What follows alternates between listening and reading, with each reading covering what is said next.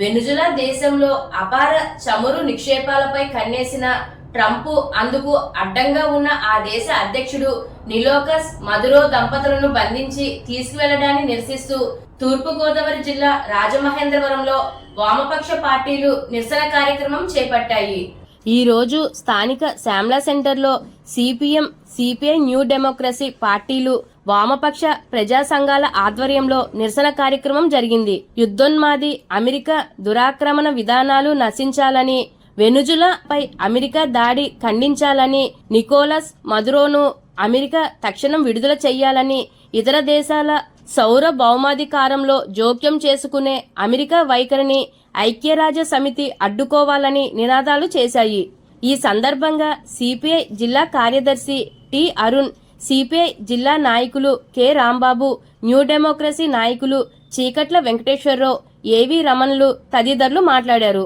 ఈ కార్యక్రమంలో సిపిఎం జిల్లా కార్యదర్శి వర్గ సభ్యులు బి పవన్, జె రాంబాబు, తులసి, జిల్లా కమిటీ సభ్యులు కెఎస్వి రామచంద్రరావు, ఎస్ఎస్ మూర్తి, రాజా, సుబ్రహ్మణ్యం, సిపిఐ నాయకులు కొండలరావు, సప్పా రమణ, లావణ్య, నల్లా రామారావు, త్రిమూర్తులు, జీవన్ బాబు, శ్రీనివాస్, వెంకట్రావు, బాలకృష్ణ, న్యూ డెమోక్రసీ నాయకులు Apparao, Durgarao, CPI ML new democracy జిల్లా నాయకులు సింహాద్రి కిరణ్ కుమార్, వి భీమశంకర్, సిహెచ్ రాజారెడ్డి, భానుప్రసాద్, దినేష్, ఆదిరెడ్డి తదితరులు పాల్గొన్నారు.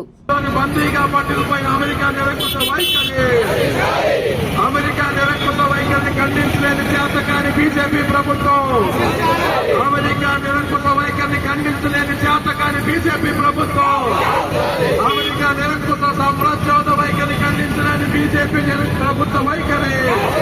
వర్ధిల్లాలి ప్రపంచ శాంతి, వర్ధిల్లాలి ప్రపంచ శాంతి. నశించాలి అమెరికన్ సామ్రాజ్యవాదం, నశించాలి అమెరికన్ సామ్రాజ్యవాదం. ప్రపంచంలో ప్రపంచ నియంతలాగా అమెరికా వ్యవహారం చేస్తా ఉంది. మధ్యయుగాల కాలం నాటి ఒక ఆటవిక రాజ్యాలని ఇతర రాజ్యాల్ని ఆక్రమించుకునేటువంటి ఒక దుర్మార్గమైనటువంటి వైఖరిని అమెరికా ఈనాటికి పాటిస్తా ఉంది. సామ్రాజ్యవాదం అనే దేశంగా ఉన్నటువంటి అమెరికా 2 రోజుల క్రితం ఒక స్వతంత్ర దేశమైనటువంటి వెనుజులా పైన అత్యంత పాశవికమైనటువంటి యుద్ధోన్మాదాన్ని ప్రకటించి దాడి చేసి వెనుజులా దేశ అధ్యక్షుడిగా ఉన్నటువంటి నికోలస్ మదురోని, ఆయన భార్యని బంధించి వెనుజులా నుంచి అమెరికాకి తరలించుకుపోయినటువంటి ఘటన చూస్తే ఇవాళ ప్రపంచం ఎక్కడికి పోతా ఉంది, అమెరికా ఎందుకు ఈ రకమైనటువంటి వ్యవహారాలకు పాల్పడతా ఉందో ప్రపంచ ప్రజానికి అర్థం చేసుకోవాల్సిన అవసరం కనిపిస్తా ఉంది. అమెరికా అధ్యక్షుడు ట్రంప్ మాట్లాడుతూ ఉన్నారు, వెనుజులాతో కాదు నేను క్యూబాకి అదే రకమైనటువంటి గతి పడుతుందని చెప్తా ఉన్నాడు. కొలంబియా గురించి మాట్లాడుతూ ఉన్నాడు. ఇవాళ ట్రంప్ ఒక ట్రంపే కాదు, అంతకుముందు అధికారంలో ఉన్నటువంటి బరాక్ ఒబామా గాని, ఆ ముందున్నటువంటి క్లింటన్ గాని, ఆ ముందున్నటువంటి బుష్ గాని అమెరికాలో లేబర్ పార్టీ మారినా, రిపబ్లికన్ పార్టీ మారినా, ఎవరు మారినా అధ్యక్షుడిగా అమెరికా వ్యవహారం ప్రపంచ దేశాలపైన దాడి చేయడం, ఆ దేశాల్లో ఉన్న సహజ వనరుల్ని దోచుకోవడం, ఆ సహజ వనరుల్ని అమెరికా దేశంలో ఉన్నటువంటి కార్పొరేట్ కంపెనీలకి దోచిపెట్టనేటువంటి పద్ధతిగానే సాగుతా ఉన్నది. అమెరికా వెనుజులా పైన దాడి చేయడానికి ట్రంప్ చెప్తున్న కారణాలు ఏ ఒక్కటే సరికావు. ఆయన చెప్తా ఉన్నాడు, వెనుజులా దేశ అధ్యక్షుడు మాదక ద్రవ్యాల రవాణా చేస్తా ఉన్నాడు, అందుకనే నేను నియంత్రించాను అని చెప్తా ఉన్నాడు. అదే ఒక దేశంలో జరిగేది ఏమన్నా ఉంటే ఆ దేశ ప్రజలు తెచ్చుకోవాలా, ఏది తప్పు ఏది ఒప్పు అనేటువంటిది. ఇతర దేశాల వ్యవహారాల్లో, అంతర్గత వ్యవహారాల్లో వేలు పెట్టి ఆ దేశాల్లో తలదూర్చి వాటిని నియంత్రించడానికి ప్రపంచంలో అన్ని దేశాలకి నువ్వేమి అధ్యక్షుడు కాదు. ప్రపంచం మీద పెత్తనం వహించడానికి నీకు పెత్తనం కట్టబెట్టింది లేదు అమెరికాకి. కానీ వాస్తవం ఏమిటి? ఇవాళ వెనుజులా అనేటువంటి దేశం భూమి లోపల చమురు నిక్షేపాలు అత్యంత అధికంగా ఉన్న దేశాల్లో మొట్టమొదటి స్థానంలో ఉన్నది.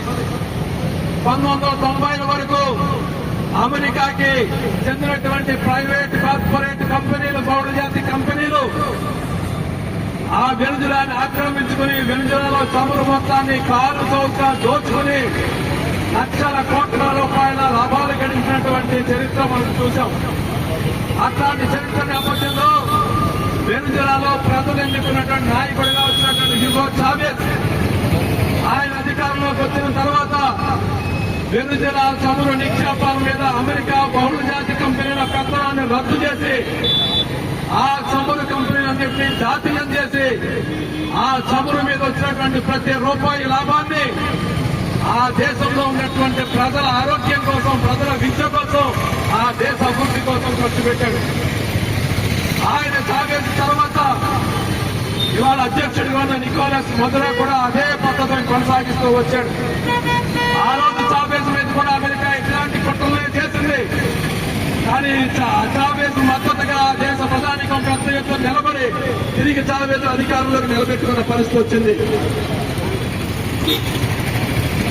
ఈరోజు మదురో సంబంధించిన విషయంలో కూడా అమెరికా చేస్తున్న పద్ధతి అది. ఏం చెప్తా ఉంది అమెరికా? ఇవాళ తమ బహుళ జాతి కంపెనీల యొక్క పెత్తనం కింద నుంచి చమురు నిక్షేపాలు పోయాయి కాబట్టి ఆ చమురు నిక్షేపాల మీద పెత్తనం కోసం, ఆ చమురు ద్వారా తమ దేశంలో ఉన్నటువంటి కంపెనీల బాధ కోసం ఇవాళ వెనుజులా పైన దాడి చేశాడు. వాటన్నిటినీ చెప్తా ఉన్నాడు, మేము వాటన్నిటినీ మేము తీసుకుంటాం, మేమే నడుపుతాం చమురుని అని చెప్తా ఉన్నాడు. మన 3వ తారీఖు నాడు అర్ధరాత్రి